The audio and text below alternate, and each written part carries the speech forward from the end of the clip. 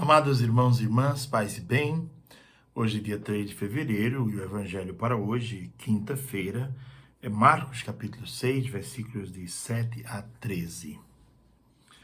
Naquele tempo Jesus chamou os 12 e começou a enviá-los 2 a 2, dando-lhes poder sobre os espíritos impuros. Recomendou-lhes que não levassem nada para o caminho, a não ser um cajado, nem pão, nem sacola, nem dinheiro na cintura. Mandou que andassem de sandálias e que não levassem 2 túnicas. E Jesus disse ainda: quando entrardes numa casa, ficai ali até a vossa partida. Se em algum lugar não vos receberem, nem quiserem vos escutar, quando sairdes, sacudi a poeira dos pés, como testemunho contra eles. Então os 12 partiram e pregaram que todos se convertessem. Expulsavam muitos demônios e curavam numerosos doentes, ungindo-os com óleo. Palavra da salvação, glória a vós, Senhor. Jesus fala no Evangelho muitas vezes que nós, cristãos, devemos ser sal, luz e fermento para o mundo. Devemos ser como uma lâmpada acesa para iluminar a vida daqueles que estão na escuridão. Devemos ser como sal para salgar a vida daqueles que se encontram apodrecidos ou apodrecendo. E devemos ser fermento para aqueles que se encontram enrijecidos. O fermento faz crescer e faz ganhar aquela textura que não é enrijecida, não é? O nosso papel no mundo é esse. Jesus envia, primeiro chama, não é? A primeira palavra é chamar, o verbo. Chama os 12 e a segunda palavra é envia. Começa a enviá-los 2 a 2. É claro, eu vou me dispensar de comentar esta questão dos 12, porque aqui há uma certa continuidade com relação ao Antigo Testamento, que 12 eram as tribos de Israel, mas há também sempre uma descontinuidade. Envia 2 a 2, porque a missão não deve ser feita cada um por si, mas em comunhão com a igreja. E deu-lhes poder sobre os espíritos impuros, quer dizer, há um conflito entre o bem e o mal, mas Jesus dá poder para que aqueles que são enviados em seu nome não sejam vencidos pelo espírito do mal. Os espíritos de contenda, de maldade, de julgamento, de ódio, não vencem os seus discípulos. E recomenda algumas coisas. Primeiro, recomenda que não levem nada para o caminho a não ser um cajado. Interessante que alguns padres da igreja veem nesse cajado a cruz, porque é na cruz de Cristo que toda a missão é compreendida. Então esse cajado representa a cruz do Senhor, dizem alguns santos padres da patrística. Não levasse nada para o caminho, a não ser um cajado, nem pão, nem sacola, nem dinheiro na cintura. Interessante que a palavra pão vem da mesma raiz hebraica de guerra, porque a guerra nasce do desejo de possuir, de ter razão, do egoísmo, a luta por petróleo, a luta por dinheiro, a luta por poder. Então Jesus diz, os discípulos não devem entrar nessa. Levem apenas o cajado. Depois disse, andem de sandálias, né? Quer dizer, protejam os pés porque o caminho é longo. E nós somos, na verdade, nós cristãos somos caminheiros, somos aqueles que caminham, somos caminhantes, não é? E devemos andar de maneira leve, não levar tanta coisa pelo caminho. Andar de maneira leve, andar de maneira livre. Para viajar, devemos ser leves como o vento do Espírito. E esta viagem de sandálias não é uma viagem qualquer, é uma viagem que leva ao céu. Esta é a viagem que o cristão deve fazer. E do seu caminho, quem ele encontra, ele deve também conduzir ao céu, conduzir à eternidade, conduzir a Deus, conduzir à potência máxima, conduzir ao infinito, conduzir ao místico, não é? Essa é a nossa missão. Muito bem. Ele nos manda não levar a nós mesmos, nem aquilo que possuímos. Não confiar nos nossos poderes, mas confiar na graça de Deus. Cristo tem muita confiança nos discípulos e nós devemos também ter confiança em nós mesmos. Apesar dos limites e fraquezas, devemos saber que Ele nos confia uma missão. É preciso confiar em si mesmo. e não ter medo de ser rejeitado. Veja que Jesus diz que quando vocês chegarem numa casa ou numa cidade que forem rejeitados, não é? Não quiserem escutar vocês, não quiserem nem receber vocês, quando saírem dali, sacuda a poeira dos pés. Quer dizer, um missionário não deve ter medo de ser rejeitado.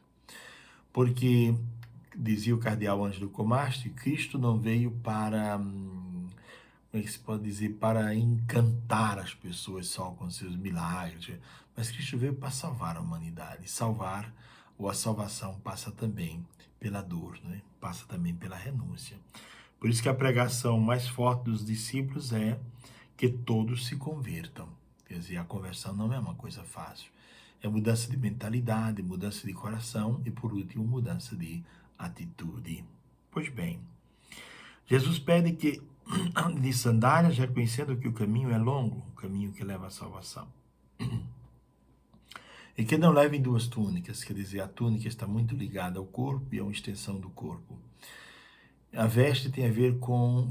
A veste identifica a pessoa na antiguidade, né? Porque, por exemplo, havia uma veste própria para o Senado, só os senadores poderiam usar. Havia uma veste própria para o homem livre, outra própria para o escravo. Então a veste identifica a pessoa. Ter duas túnicas, na visão de alguns padres da igreja, seria ter duas caras ou duas pregações. Uma para este grupo, outra para aquele, um comportamento aqui, outro ali, viver uma vida ambígua. Não tenham duas túnicas. E Jesus disse ainda, quando vocês entrarem numa casa, não fiquem escolhendo outra.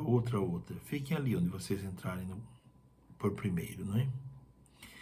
E quando ele fala do desprezo, que alguém não a receber e não acolher a palavra, não escutar vocês, ele diz, sacuda a poeira dos pés de vocês.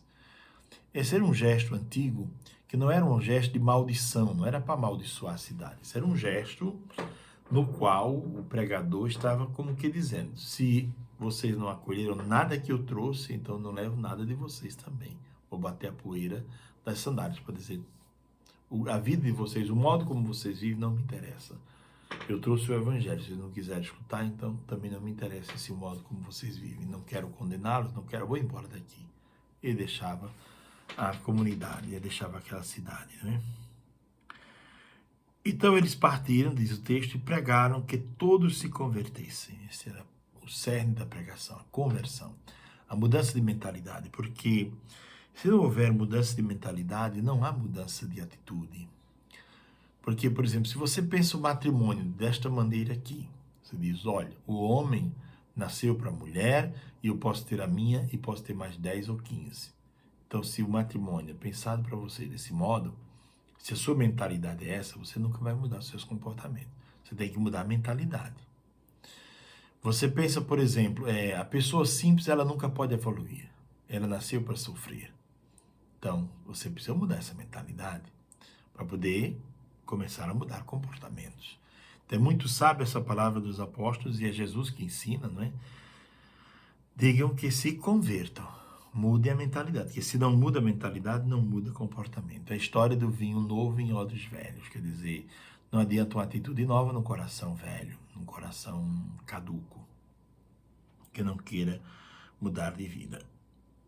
Depois, Jesus diz que é preciso ter armas para contrastar o mal, né? Eles expulsavam muitos demônios, quer dizer, contrastar o mal com o bem. O mal se contrasta com o bem, a maldade se contrasta com o amor. Expulsar espíritos impuros amando. O espírito do ódio, o espírito da perseguição, são todos expulsos com o amor. Pois bem, depois, Jesus, falando dessas coisas de ter, de possuir, essas coisas, né? Fala sobre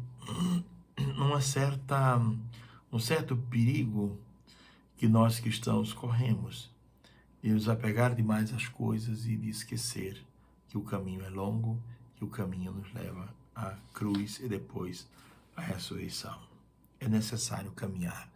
Nós somos caminhantes, somos caminheiros. Nesta vida, neste mundo, nós não somos pessoas que se alojam, nós somos nômades. Assim eram os primeiros, o primeiro povo de Deus da antiga aliança, e assim Jesus quer que sejamos, como gente que caminha o tempo inteiro. Há um mistério entre saber caminhar e saber andar. Aliás, saber caminhar e saber sentar. Há um livro de Jean-Yves Leloup que fala só sobre esses dois mistérios, o saber sentar e o saber caminhar. Saber a hora de parar e saber a hora de caminhar. Saber fazer esse movimento que o mar faz, se expande e depois se prende.